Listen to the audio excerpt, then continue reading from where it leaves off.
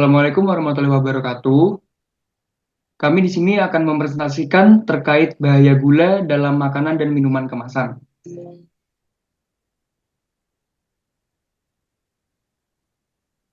Berikut adalah nama anggota kelompok kami. Saya Rismanda Emanuela Krista Effendi dengan NIM 23090202171. Saya ATR Sekolah Kroto Aini dengan NIM 230090202173. Saya Farlamade Marantika dengan NIM belakang 174. Saya Seto Bisono dengan NIM belakang 179. Saya Chef Agus Mawardana dengan NIM belakang 184. Saya Delfitri Handayani dengan 3 NIM belakang 185. Saya Laras Ayu Wijayaningsih dengan 3 NIM belakang 188. Saya Dayu Afriansyah dengan 3 NIM belakang 190. Saya Ameliani Rahayu dengan 3 NIM belakang 206. Saya Tegar Adiguna Orsil dengan 3 NIM belakang 209. Baik, slide selanjutnya akan dijelaskan oleh rekan saya. Apa itu gula? Gula merupakan bagian dari karbohidrat sederhana yang menjadi sumber energi utama bagi tubuh. Selain menjadi sumber energi, gula tergolong karbohidrat sederhana karena larut dalam air dan dapat diserap tubuh tanpa adanya konversi menjadi energi. Gula dapat dikonsumsi atau dicampur ke dalam makanan dan minuman. Biasanya gula dalam bentuk kristal sukrosa padat untuk mengubah rasa menjadi manis. Proses menghasilkan gula melalui tahap ekstraksi atau pemerasan, pemurnian, dan distilasi atau penyulingan. Selanjutnya kita akan mengenal terkait dengan apa itu gula tersembunyi. Nah, gula yang tidak langsung terlihat oleh konsumen selama proses pembuatannya adalah gula tersembunyi. Gula tersembunyi ini merupakan suatu konsep yang merujuk kepada makanan atau minuman kemasan yang terkandung gula yang tinggi yang tidak tertera dalam label gizi, sehingga memang tidak bisa dilihat oleh konsumen. Pada umumnya, gula ini dijadikan sebagai bahan pengawet. Kemudian gula bebas mengacu kepada monosakarida, meliputi glukosa dan fruktosa, serta disakarida, seperti sukrosa atau gula meja, yang biasanya ditambahkan ke dalam makanan atau minuman oleh produsen, juru masak, maupun konsumen. Pada nyatanya, mengkonsumsi banyak makanan dan minuman kemasan memiliki dampak kesehatan yang kurang baik pada tubuh. Contohnya, seorang yang tidak mengalami penyakit diabetes akan mengalami penyakit tersebut dan dapat mengalami komplikasi pada terlalu banyak mengkonsumsi makanan maupun minuman kemasan yang di dalam terdapat banyak gula tersembunyi. Hal ini sudah dibuktikan melalui riset dalam jurnal Food and Nutrition. Riset asupan minuman tinggi gula berhubungan erat terhadap penumpukan lemak pada tubuh, kegemukan, obesitas, serta diabetes.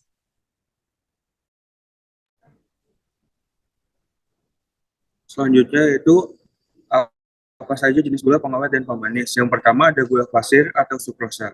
Jenis ini sangat umum digunakan pada masyarakat luas. Sukrosa digunakan untuk memberikan rasa manis dan juga berperan dalam pengawet dalam beberapa produk. Yang kedua ada glukosa. Glukosa termasuk gula sederhana yang mudah larut dalam air dan biasanya digunakan pada industri makanan maupun minuman sebagai pemanis. Yang ketiga ada fruktosa. Fruktosa biasanya ditemukan pada buah-buahan. Jenis gula ini sangat umum berada dalam produk-produk makanan bersoda. Yang terakhir yaitu ada sirup jagung. Sirup jagung sangat tinggi akan kandungan fruktosa, HFCS. Kandungan tersebut biasanya terdapat dalam minuman bersoda, saus, atau makanan olahan lainnya.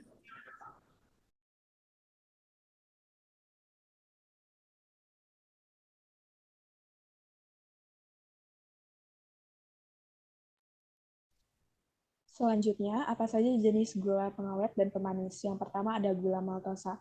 Maltosa merupakan gula yang terdiri dari dua molekul glukosa dan biasanya sering dijumpai sebagai pemanis dalam makanan dan minuman kemasan. Kemudian ada gula invert. yaitu gula yang merupakan hasil hidrolisis sukrosa yang terdiri dari glukosa dan fruktosa yang berguna sebagai pemanis dan pengawet makanan. Dan yang ketiga ada gula alami alternatif seperti stevia, eritritol, dan xylitol sebagai alternatif mengurangi konsumsi gula biasa. Lalu ada dampak terhadap kesehatan jangka panjang konsumen jika mengonsumsi gula tersembunyi dalam makanan dan minuman kemasan. Yang pertama ada obesitas dan penyakit metabolik. Konsumsi gula berlebihan dapat memicu obesitas yang merupakan faktor risiko utama penyakit metabolik seperti diabetes tipe 2 dan sindrom metabolik. Lalu ada risiko penyakit jantung. Gula tambahan dapat meningkatkan risiko penyakit jantung dengan memicu peradangan, meningkatkan tekanan darah, dan mempengaruhi kadar kolesterol. Yang ketiga ada kerusakan hati. Kelebihan konsumsi gula dapat menyebabkan penumpukan lemak di hati, menyebabkan penyakit hati berlemak alkoholik yang dapat berkembang menjadi kerusakan hati yang lebih serius. Yang keempat ada diabetes tipe 2. Konsumsi gula berlebihan dapat menyebabkan resistensi insulin, meningkatkan risiko perkembangan diabetes tipe 2. Lalu yang kelima ada kanker. Beberapa penelitian menunjukkan hubungan antara konsumsi gula tinggi dengan risiko beberapa jenis kanker, terutama kanker payudara, kolorektal, dan pankreas. Yang terakhir ada kerusakan gigi atau karies gigi. Dapat terjadi karena gula yang dikonsumsi melalui makanan dan minuman diubah menjadi asam oleh bakteri di mulut. Asam ini kemudian menyerang enamel gigi, lapisan terluar gigi yang keras, menyebabkan lapisan terkikis. Seiring waktu, kerusakan ini dapat berkembang menjadi lubang atau karies. Selanjutnya ada regulasi dan standar kesehatan penggunaan gula. Pada suatu produk makanan dan minuman sudah seharusnya memenuhi standar kesehatan. Suatu produk pangan yang telah diedarkan menjadi tanggung jawab bagi seorang yang memproduksi maupun mengedarkan.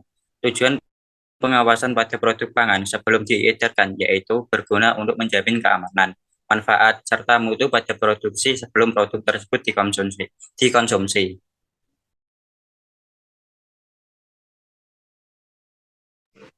Selanjutnya, dalam regulasi standar kesehatan terdapat Undang-Undang Perlindungan Konsumen. Yang pertama, Undang-Undang Nomor 18 Tahun 2012 tentang mengenai pangan. Yang kedua, ada Peraturan Pemerintah mengenai keamanan pangan, label, serta iklan pangan. Ketiga, Peraturan Pemerintah mengenai mutu gizi, serta ketahanan pangan, terutama kepada konsumen terkait keamanan serta mutu pangan.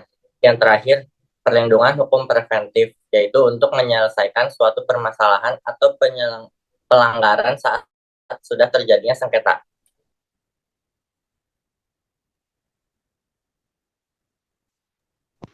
Gula apa saja yang dapat dijadikan alternatif yang lebih aman dikonsumsi. Yang pertama ada stevia. Stevia memiliki banyak manfaat bagi tubuh yang telah dibuktikan oleh lebih dari 500 penelitian, seperti mencegah kerusakan gigi, memperbaiki pencernaan, dan lain-lain. Yang kedua ada gula kelapa. Gula kelapa memiliki indeks glikemik atau GI yang lebih rendah dibandingkan gula biasa. Gula jenis ini dapat memperlambat kenaikan kadar gula darah sehingga cocok bagi pengidap diabetes. Yang terakhir ada sukralosa. Manis ini terbuat dari sukrosa yang telah melalui proses kimiawi. Sukralosa 600 kali lebih manis dari gula meja. Hal ini menjadikan sukralosa rendah kalori sehingga aman untuk menderita diabetes. Pemanis alami ini akan tahan suhu tinggi.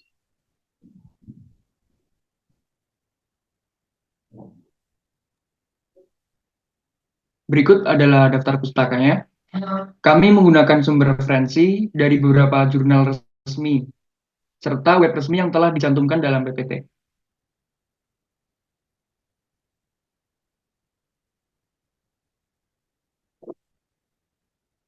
Baik, sekian presentasi dari kelompok kami. Mohon maaf bila ada kesalahan. Semoga presentasi yang kami sampaikan terkait bahaya gula dalam makanan dan minuman kemasan dapat bermanfaat sebagai edukasi.